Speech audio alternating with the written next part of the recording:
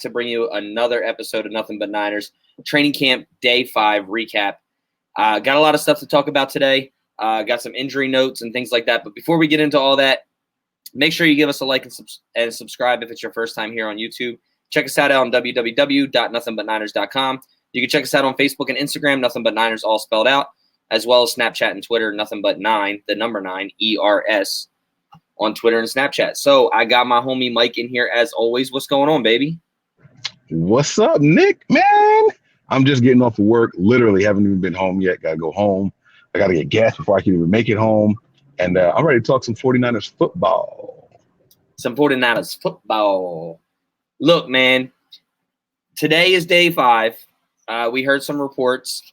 Let's start off with the one that's probably most concerning for anybody is Dee Ford, knee tendonitis. Says that this happens normally every year with training camp. What are your thoughts on it? Anything to be worried about? What do you think? No, I am not worried about it. This is something that he's had before. I know a couple of people with the same issue. The ball actively, they play other sports, softball, baseball, things like that. If I was hoping that this guy was going to be around for the next 10 years, I'd be worried. But that's not the issue. So it's not something that just happened. This has been something that's been going on with him, and I'll take 13 and a half sacks with this person with knee tendonitis. Yeah, I'm not looking at it as anything to be worried about as well. He said that this does happen once in a while. It's not something that's going to keep him out. He says it's not something that is going to keep him out. It's not something that's going to stunt him from getting, more and more practice. So it's something that he's dealt with his entire career. He said that it's fine and, nothing to worry about there. So anything else that you heard that you want to touch on real quick? I heard DeForest Buckner was out of practice. Did we get an explanation as to why Defoe was missing in action?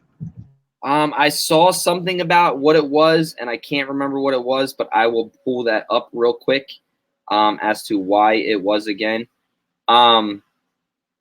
Dee Ford was out. He didn't, and it was funny because Dee Ford was out today, and the run game was actually better today. Not only was the run game better, Jimmy Garoppolo went ham. I mean, I know we're going to get to that at some point, but these are things that I take into account when I see DeForest Buckner and Dee Ford not in there. Yeah, we better have a good day on offense. So those are we'll talk about each one of all the performances and things like that, but just keep that in the back of your mind as we're going forward with all this. Yeah, so that was what it was. OGJG says that it was a toe injury. His toe's been bothering him a little bit. They just nothing to be worried about. Said they were just going to keep him out of practice, and that's what it was. Nothing to be worried about. You sure? I've heard about turf toe and stuff like that. It's been getting the best of some people before. Patrick Willis retired because of foot issues. Are you sure it's nothing to be worried about? What kind of toe issue? It didn't say it was. It didn't say it was turf toe. It was just said that it was just a light toe injury that has been bothering him, and that he was going to be back as soon as possible. So. The other thing to talk about injury notes real quick is Joshua Garnett had to have finger surgery. We know that he dislocated his finger. That he dislocated. You feel regular? And once he dislocated his finger, he went back out there, and then he did it again.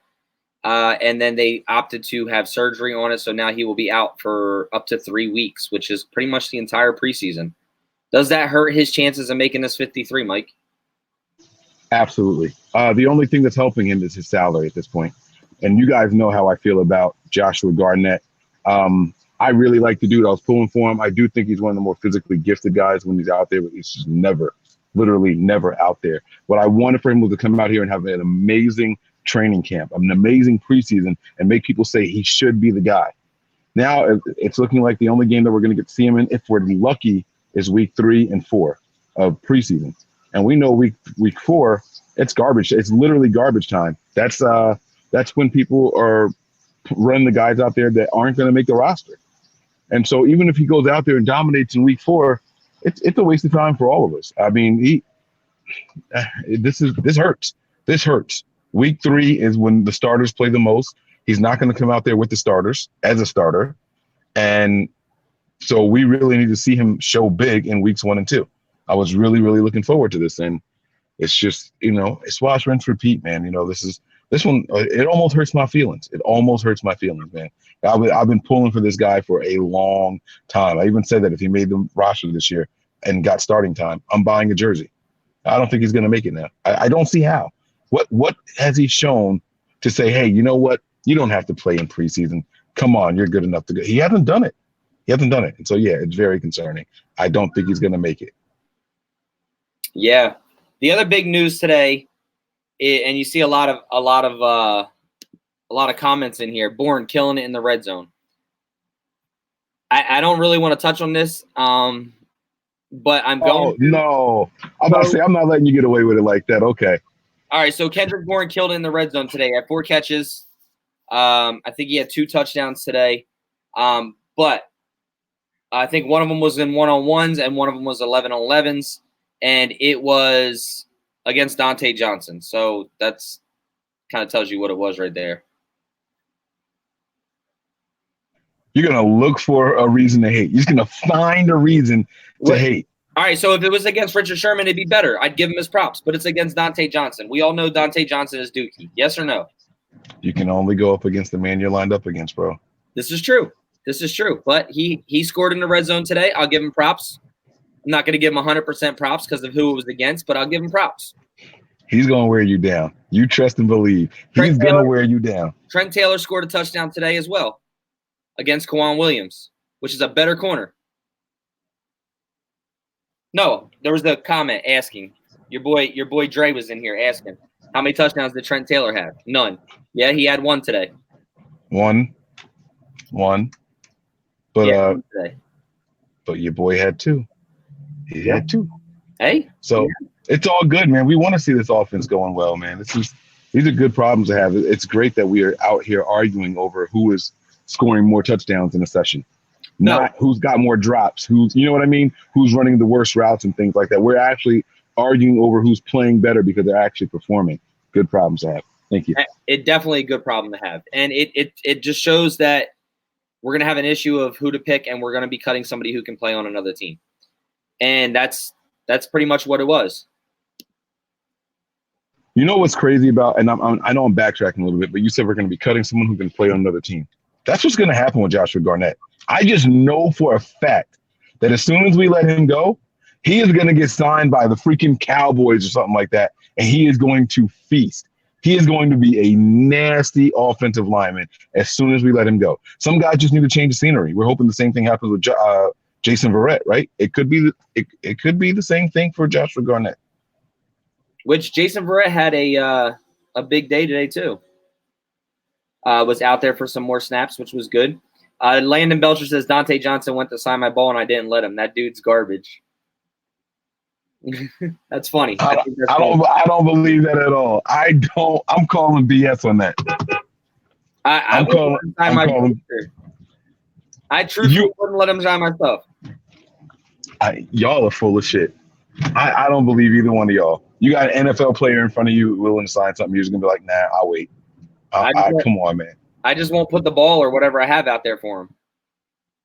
It's not like I'm going to pull it back from him like he goes to grab it and I take it away because I won't put it out there in the first place.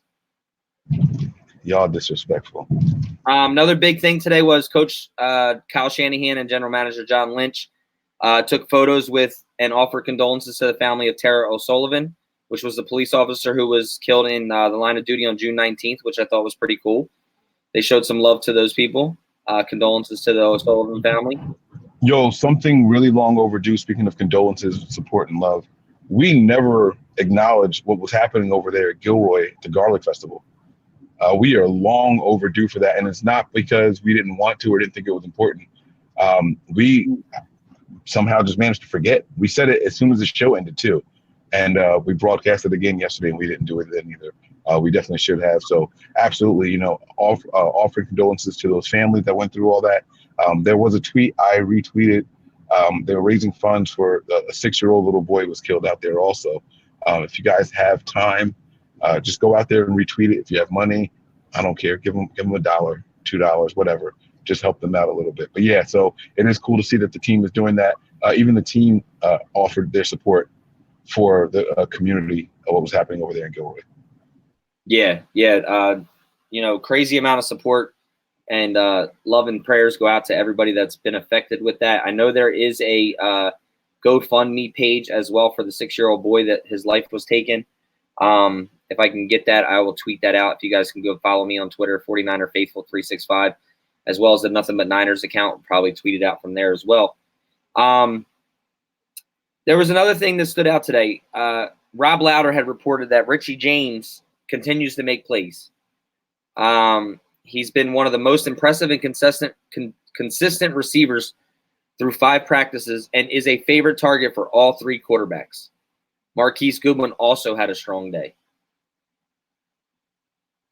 I don't know, man.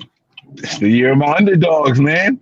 I've been pulling for these boys for so long. They've heard my prayers. They've heard my rally cries. Let's go, baby. All gas, no brakes. We bringing it to the forefront, man. It's happening, man. Richie James out there. Listen, he said, no, not today, man. Today won't be the day I get cut. I'm not getting cut because of this practice. Just one play at a time. Go out there and dominate consistently. The favorite target for all 3 quarterbacks, that means that preseason he's going to look like a superhero again. I said again because we've seen it before. So it's going to be a lot of fun, man. And Marquise Goodwin, we expect to see good things from Marquise Goodwin. He's someone that we just got to see stay healthy also. You know what I'm saying? So I see Daddy-O's message in here. Richie James is being sucked on, period. I agree. And you can see that the beat writers are kind of hitching their wagon to his underdog story. They're hoping and pulling for him heavily also. Yeah, this is the other good thing. Says, chill, guys. KB and Taylor ain't competing for the same roster spot. We were saying that last night. That's exactly what I was trying to say, as in I think it comes down to, if anybody, people that are competing is probably Bourne, Matthews, and James will probably be competing for the same spot. I don't think Trent Taylor is even in that category of competing with them because they play different positions. They're not regular, just a slot guy. But I think Matthews and Taylor are competing for the same spot, and I think Bourne and James are competing for the same spot. I don't think that, huh? I said makes sense. Yeah. Okay. Makes sense. Another big standout today was Tavarius Moore.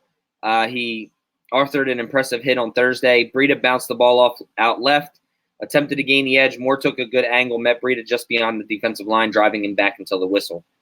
The hit earned plenty of praise from the rest of the defense. Moore is competing with Colbert, obviously, and Jimmy Ward, who has yet to return to practice. Tavarius Moore out there making plays today. That's something that we definitely wanted to hear about for sure. People were a little disappointed in what he did yesterday in practice. So, you go back, you reassess, and you adapt, you adjust. That's what we want to see. We want to see these guys. Listen, this is the time of year that we want to make mistakes, right? But we don't want to see and hear about the same mistakes happening over and over. You guys know how much I love Adrian Colbert, but we heard about him getting burned the same way again in practice. I didn't hear about it today. I don't know if it happened today, but yesterday, and then not the day before, but the day before that, the last 2 practices, he got burned deep the same exact way. And these are mistakes that we saw him making during the regular season as well. And so these are things that we don't want to see. What I do like, though, is hearing that someone had a bad day and they bounce back with a good day. And that's exactly what we want to hear from these young guys. We can say the same thing. I mean, these are 2 veterans, but Richard Sherman and Tevin Coleman, their little battle is going back and forth. I heard that Richard Sherman leveled Tevin Coleman 2 days ago. And then today I heard that Tevin Coleman lowered the boom on Richard Sherman. Yeah, you know what I mean? Yeah. So, they're going back and forth. Those are veterans. We expect both of those guys to be around, kind of, I guess. I'm going to bite my tongue on that. I expect one of those guys to be around for sure. But, we expect to hear good things from those guys because they're the veterans. They're the proven guys. So, it is what it is. I like to hear that about Moore, though. Yeah, I mean, they did a lot of one-on-ones today in the red zone, which was good. Jimmy Garoppolo, I think it said, threw 6 passes in the red zone. 4 of them went for touchdowns. 2 to Dante Pettis, 1 to Bourne, and 1 to Breida, I believe it was. Or Taylor, I can't remember who it was. That's another good thing. Jimmy Garoppolo had a bounce-back day today. He was 5 for 8. had a better day today than he did yesterday, and that's what you want to constantly see is these guys can progress and get better. Can you find some confirmation of some sort for me? I saw in passing. I've been working all day, so I haven't really been able to focus.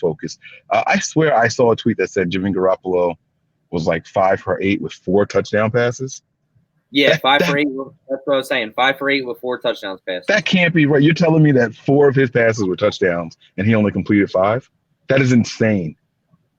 Yeah, so I can tell you what it was right here. So Jimmy Garoppolo had a bounce-back day after completing just 5 of 14 passes on Tuesday. He finished team 5 of 8 and completed 5 of 6 during the red zone portion, throwing 4 touchdowns. Okay, 5 of 6 in the red zone portion. Okay, yeah, it was in okay, and that's right. So short field. That's what. Hey, Nick, you should be excited about. No, so the touchdowns went to. He connected with Dante Pettis for 2 scores, tight end George Kittle, and running back Matt Breida caught the other 2. So those are his touchdowns today. Breida, Pettis, and Kittle. Oh yeah. And I don't care who caught them. But well, I was going to earlier. I said Bourne had 2 today, and I don't see where he got them in team.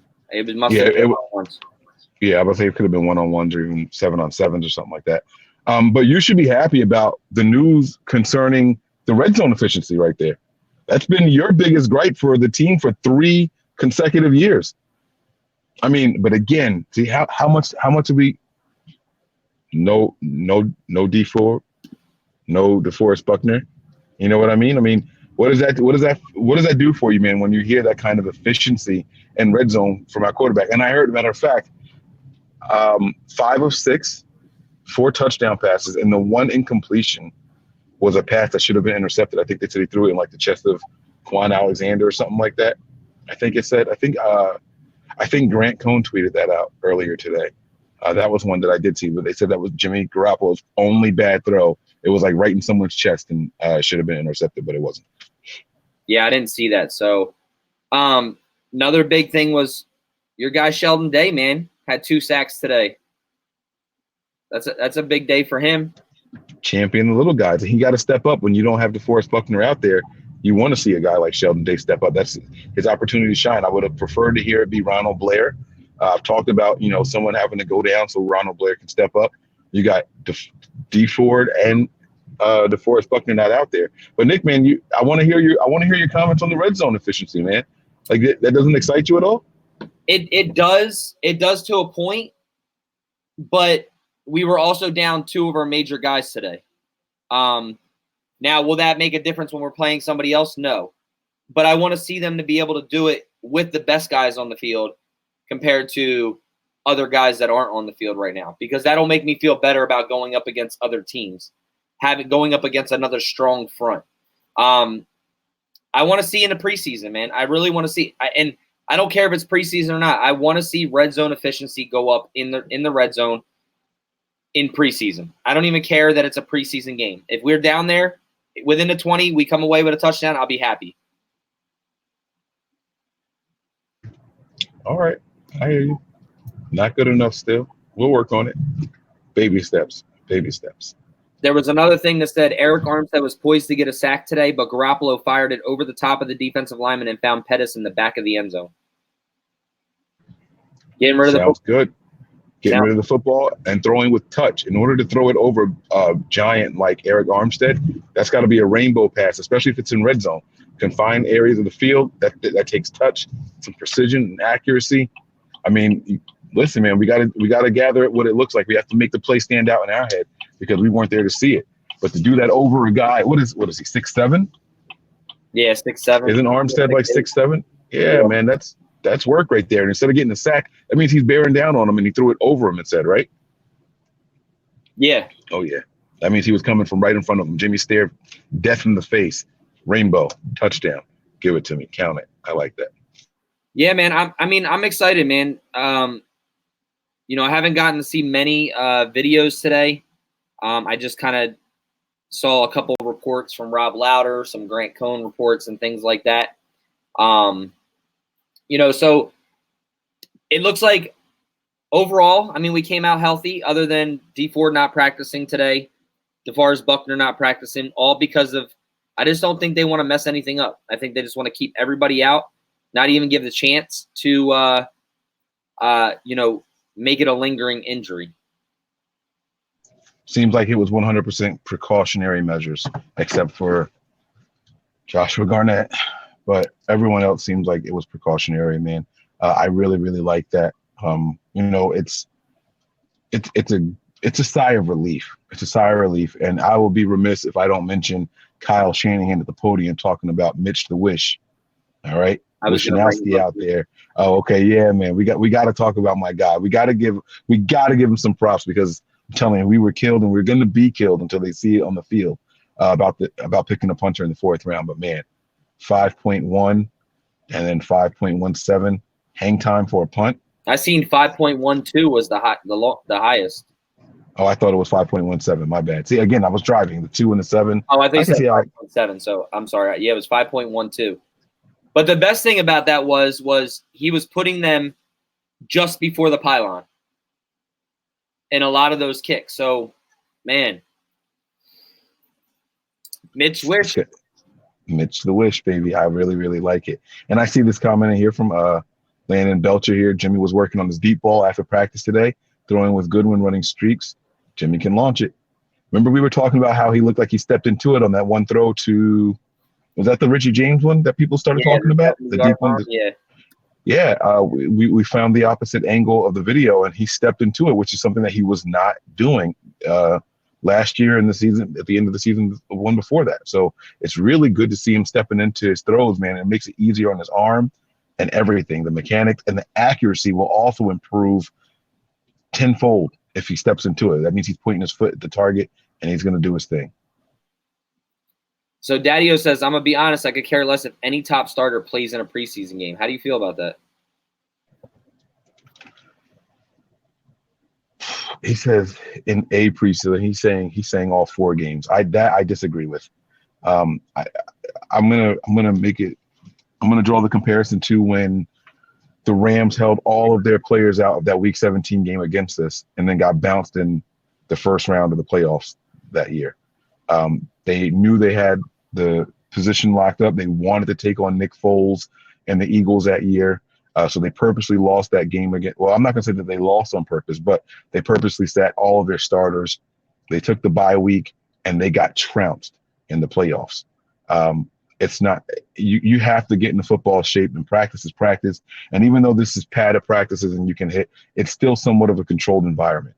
We got this one practice here with Denver. I could see if that was like week 4, but it's not week 4. You know what I mean? That's early on. And so these guys have to go hard and they have to get into it a little bit. I'm not saying they need to play all the full games or anything like that, but I would like to see all of the starters out there and going 100%, even if just for a couple of snaps, a couple of series. Yeah, I mean, like I said, I could care less about week 1. Week 2, I care about week 3. I think the players should play a majority of the half there. And then week 4, obviously nothing. So there was one other injury today that I forgot to mention was defensive lineman Capron Lewis Moore seemed to have a groin injury, but he's going to have an MRI. So that was the other injury. He's another big guy, man. I hope he's okay. He's another big, tall, DeForest Buckner, Eric Armstead type giant in the front line. So I hope he's all right. We'll see what happens, and it'll be what it is. Look, if he doesn't make it, it bodes well for guys like Sheldon Day, that we're here and we're kind of writing him off to bring in the younger guys. So we'll see what happens. Yeah. So we had Ford with the tendonitis in his knee, Buckner with the toe injury. Jerick McKinnon won't come off the PUP list in this block. So this block of 4. Possibly the next block, but not practicing, just come off the PUP. Jeff Wilson Jr., calf injury, happened last week sometime, so he'll be out 1 to 2 weeks with the calf injury. Capron Lewis Moore with the groin, who's going to have an MRI. Joshua Garnett with the surgery of his finger. And I think that's all of them. All of the injuries. You would know 100 times better than I would, so I'll take your word for it. Yeah, I'm not worried. Like I said, I'm not worried about the Ford injury. He says it happens every camp. But yeah. So it looks like you're home now. Yeah, man, and my dog is happy to see me. He just took off around he's doing laps around the house. I got to get this yard fenced in. Here he comes. Yeah, don't he run loves into me. that run around the fence. So, all right. Well, Yeah, do you got anything else for the day? there was another player I wanted to highlight. It was a tweet. I can't remember it now, and I can't do it. I can't leave because I'm on my phone.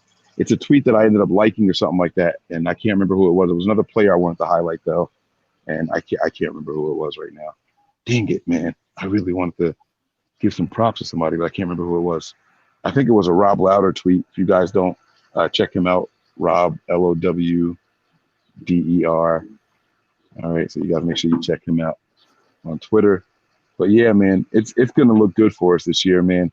I would like to hear that we got a little bit more pressures without Buckner and Hi, guys. That we got a little bit more pressure without Buckner and Ford. But, we'll take what we can, and, we're going to go from there. We'll see what happens. I'm excited, man. I can't wait. Niner, come on. Hey, get out of her yard. Oh, was it Mostert? I don't think it was Mostert. No. Dang it, I can't remember. Was it Mostert? What did the tweet say? I don't remember what it said. It was just 5 of 8 during team, 5 of 6 during red zone, 4 touchdowns, run game not going, or got going. Coleman, Breida, Mostert all solid. Big plays from Bourne, James, and Goodwin. Mullins was good, Beathard not so much. Coleman got payback, leveling Sherman after a catch. Kittle's touchdown drew a PI call on Greenlaw. Oh, that's what it was. Wait. That's what it was. That's the play I wanted to highlight. It was the Greenlaw play. So he drew a flag on Kittle, and I wish I knew what that meant. If it was like one where they were hand checking all the way down, Greenlaw is a lot faster than what we thought. To be able to keep up with Kittle like that, that's the play I want to talk about. The Niners putting him on Kittle is a great confidence booster for him. Now, you don't want to get the penalty and all that, but it depends on how the penalty happened. You know what I mean? If it was right off of the line, but they called it a pass interference, that means that the ball had to be in the air. It wasn't a holding. And that means the ball was in the air. So that tells me he was step for step, stride for stride with George Kittle, and he was there to potentially make a play on the ball, but ended up getting the flag for it. A little too handsy. That's good for up here. That's good for up here for him, looking at the guy with the NFL record, and I'm a rookie. You know what I mean? So I really, really like what I was hearing. That's the play it was. Good job finding that for me, Nick. I appreciate it, man. Yeah, no problem. And by the way, are you watching the game tonight? Let's be honest. Let's be real. Yeah. How much of this game? How much of it, though? I'm watching all of it. I'm watching the whole thing. Yeah. It's football, man.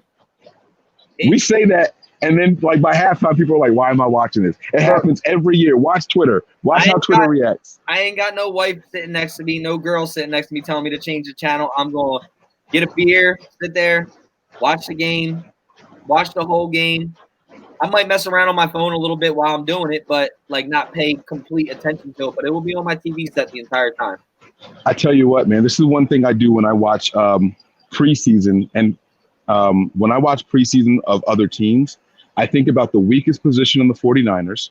And then I look at those positions for that team, especially week one, because these are the guys that are likely to be cut or are fighting for roster spots. And if one of those guys stands out and I think they look better than some of the guys we already have, I keep my eye on that guy to see if he gets cut, and maybe the Niners should pick him up later on. So, those are the kind of things that we want to see. Absolutely. And shout out, I saw that shout out that was up there. You just took off. Thanks for the support, guy. I think it was, what was it, Greg? Yeah, Greg Bush Solomon. Yeah, thanks for the shout out. I saw that up there. But yeah, so I'm definitely going to be watching. What position, if with that in mind, what position are you going to be looking for to see if maybe there's somebody we should be looking to pluck off of someone's practice squad or something like that? I'll tell you the truth, probably offensive line right now. Very good call. I was going to say offensive line and still potentially safety, but we'll see. I'm not sure about safety. I understand what the Niners are trying to do. Offensive line, number one for sure. All the injuries and things like that, and then the up and down play of the guys who are out there. That's a good call. Good call. Yeah, that's probably who I'm going to be And we'll end it with this. But you guys hear about Bucs fans talking smack about week 1, saying they're going to blow out the Niners. I haven't seen that. Hey, but listen, man, they blew us out last year. So, I mean, it's not that far-fetched. They have a better coach, better offensive scheme. It's not that far-fetched, and we're on the road. So, I mean, who are we to say, no, you won't do it, no, you can't, LOL, and ha, ha, ha. I said LOL out loud as I was laughing out loud. I've never done that before in my entire life. Look, either way, you know what? I'm just going to let the team talk. I'm not even going to talk smack this year. We're going to do what we do, and that's pretty much it. Niner, what are you doing, Niner? He's getting big, man. Yeah, he's doing a lot better, man. The skin disease is clearing up on him, so he's doing good. That's good. That's good. So, all right, yeah, man, I'm good. Maybe we'll jump on later on tonight sometime, but for other than that, man, that's your training camp day 5 recap. So, you got anything else, Mike? Give Mike a follow on Twitter. Yeah, if you take off the banner, they'll be able to see my Twitter handle and my name if they can't already. My dog is going to attack someone. Hold on.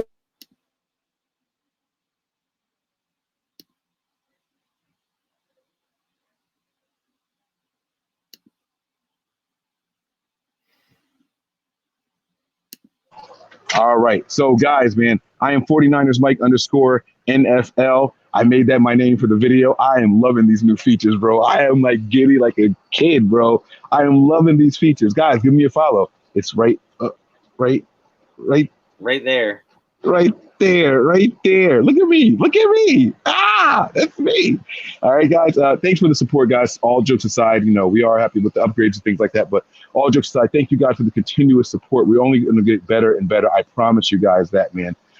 And we were going to get more interactive with the fans. We look for this kind of stuff for you guys so we can bring the comments up and keep you guys active, even on the shows that aren't the Thursday nights where we have people calling in and things like that. A lot of people don't want to be on the phone. A lot of people don't want to be seen on video. This is how we want to contribute it to you guys. We want to thank you guys. We're nothing without you guys. So thanks for the continued support. Sincerely, I really, really appreciate it. All right. And that's it for me, bro. Me too, guys. You guys can give me a follow on Twitter at 49er Faithful 365. No S in there, just 49er Faithful 365 if you want. Other than that, like Mike said, man, I just second everything that he said. Appreciate all of you guys, the love, the support, everything that you guys give with us. Go over there and make sure you vote on Twitter for All Gas, No Break. All gas, no break. Hey, all gas, no break. Hey, let's go. Go over there, guys. Vote for that because that is your boys, Nothing But Niners. We need that help. Go over there and vote for that for the new tradition at Levi Stadium. And everything else, man, I'm good. I'll catch you on the reverse side. What you got, Prepare Mike? for glory. Anticipate pain. But always remain faithful. We out of here. Peace. Oh.